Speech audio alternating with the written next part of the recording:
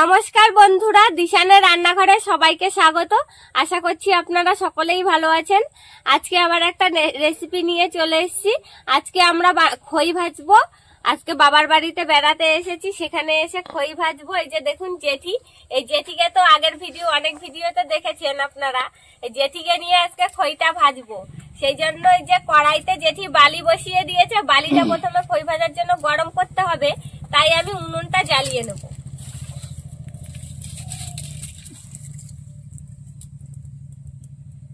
জেঠি দারুণ খই ভাজতে পারে, সেই জন্য অনেকদিন ধরেই বলেছি আমাকে একটু খই ভেজে দেবে। তো তা বলছে ঠিক আছে, তুই যেদিন আসবি সেদিন ভেজে দেবো।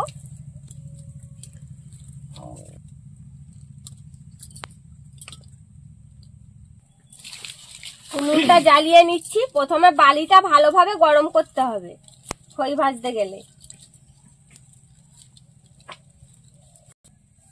গরম করছে। আর এই যে ধান নিয়ে নিয়েছি, একদম বাড়ির ধান। দেখুন বন্ধুরা, প্রতীক্ষা ধানের দিয়ে খই হবে। বন্ধুরা, বালিটা কেমন গরম হয়েছে অল্প একটু দিয়ে দেখবো যে কেমন হচ্ছে, ভালো হচ্ছে কিনা। হচ্ছে এতটা দেবো, দেখা যাক কেমন খই হয়। এটা বোঝার জন্য দিলাম। বাহ বাহ বাহ বাহ, খুব সুন্দর তো হচ্ছে। এরকম করে তাহলে খই ভাজে। আমি দেই আর তুমি ভেজে ভেজে তোলো।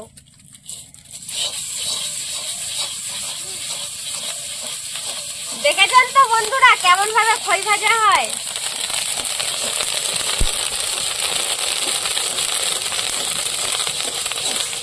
আমাদের গ্রামের দিকে আমরা বাড়িতেই খই ভেজে খাই, কেনা খই আমরা সেরকম একটা খাই না।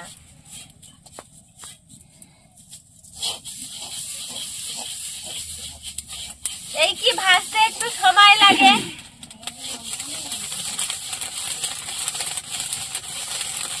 পড়ার বাইরে ছিটকে ছিটকে পড়ে যাচ্ছে। ঠাম্মা মনে আছে খই ভাজতো, আর ওই চালনে বসে বসে আমরা চালতাম এই খই। একটা কিছু হলেই খই ভাজতো। এই ধানটা যত পুরনো হবে তত খইটা সুন্দর হবে। নতুন ধানে তাও তত একটা ভালো হয় না খই। এই ধানগুলো হচ্ছে আগের বছরের ধান।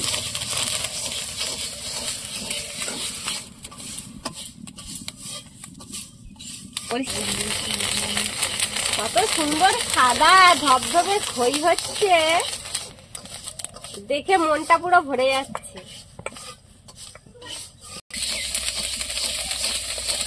এই খইটা কিন্তু সাদা বালিতে ভাজতে হবে, লাল বালিতে হবে না।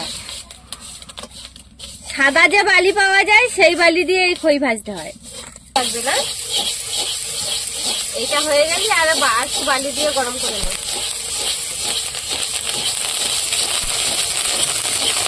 যখন গড়বড় করে ফোটে আর গন্ধও বেরোচ্ছে সুন্দর একটা খই দিয়ে।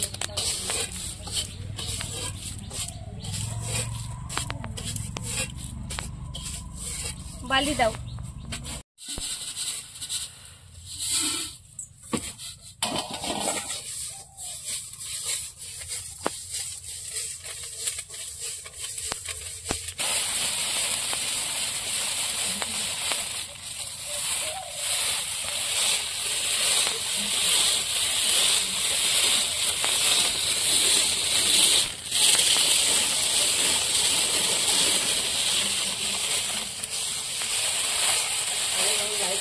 দেখুন বন্ধুরা, খই ভাজা হয়ে গেছে।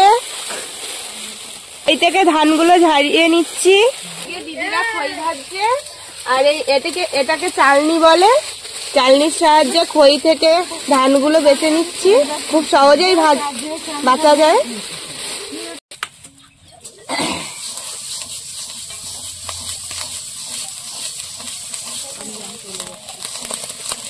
ও বাবা, এ কি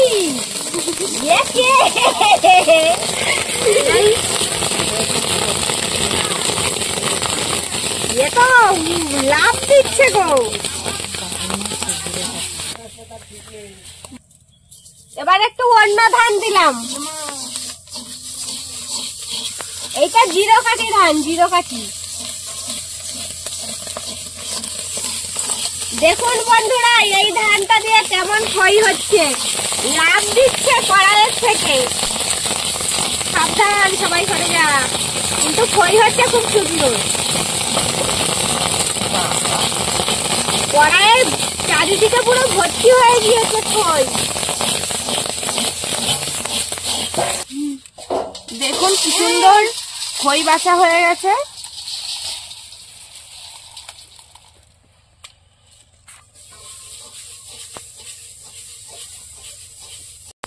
ধানগুলো পড়ে গেছে আর ছোট ছোট যে খইগুলো আছে সেগুলোও পড়ে গেছে। দেখুন এইভাবে খইয়ের ধানগুলো ছাড়িয়ে নেব। আমার ধারে একটু দাও তো, আমি একটু খই ভাজি দেখি কেমন আমি পারি কিনা। দাও, তুমি ওঠো, আমি ওইখানে যাই।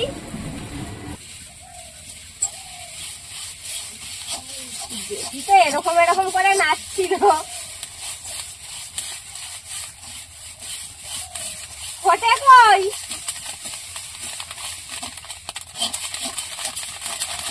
এই তো ফুটেছে। বাহ, ভালো মজা লাগছে তো ভাজতে।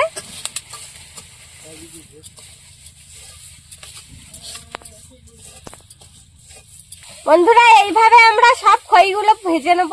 এটা ভাজা হয়ে গিয়েছে, এবার কিছুটা খই দিয়ে মোয়া বানাবো, সেই জন্য এই যে কড়াই বসিয়ে দিয়েছি। আর একটা দেখুন উনুনে একটু জল দিয়ে দেবো,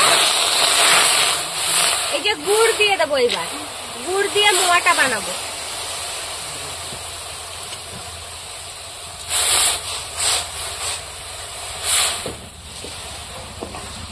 গুড়টা এবার গরম জলের মধ্যে ভালো করে গলিয়ে নেব। খই ভেজে আর সেই খই দিয়ে বাড়িতেই মোয়া তৈরি করে খেতে খুব সুন্দর লাগে। একটা অন্যরকমই স্বাদ, সে স্বাদ মানে ভোলা যাবে না, এত ভালো লাগে।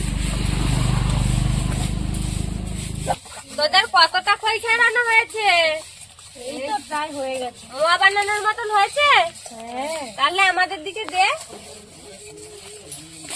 এই গুড়টা গলিয়ে গলিয়ে আর জাল দিয়ে একদম পুরো আঠার মতন করতে হবে, যাতে খইগুলো দেওয়ার পরে মোয়াটা তৈরি করার সময় ভালো আটে। গুড়টা পাক হয়ে গিয়েছে, এবার খই দিয়ে দেবো গুড়ের মধ্যে।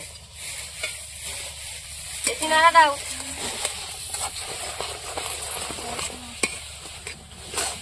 এবার জালটা একটু কমিয়ে নেব।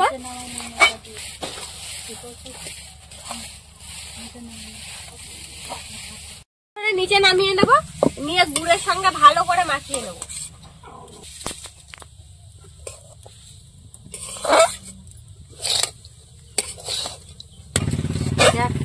ভালো মাখানো হয়ে গেছে, এইবার মোয়া বানানো হবে। দেখো, বানাও। পাক দিয়ে দিয়ে ধুয়ে দিই। হ্যাঁ,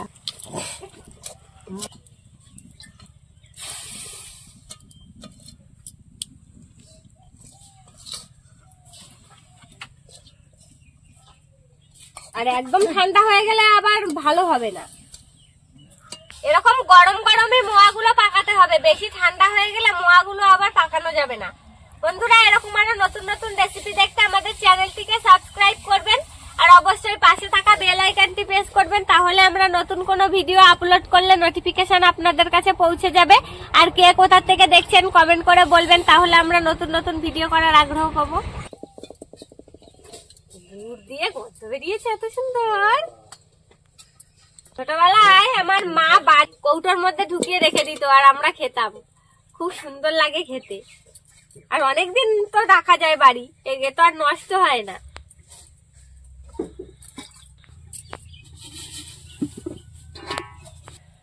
আমরা এইভাবে মোয়াগুলো তৈরি করে নেব। আমাদের আজকের ভিডিওটি শেষ পর্যন্ত দেখার জন্য ধন্যবাদ। ভালো লাগলে লাইক কমেন্ট শেয়ার করবেন। আবার ফিরে আসবো নতুন একটা রেসিপি নিয়ে। সবাই ভালো থাকবেন, সুস্থ থাকবেন।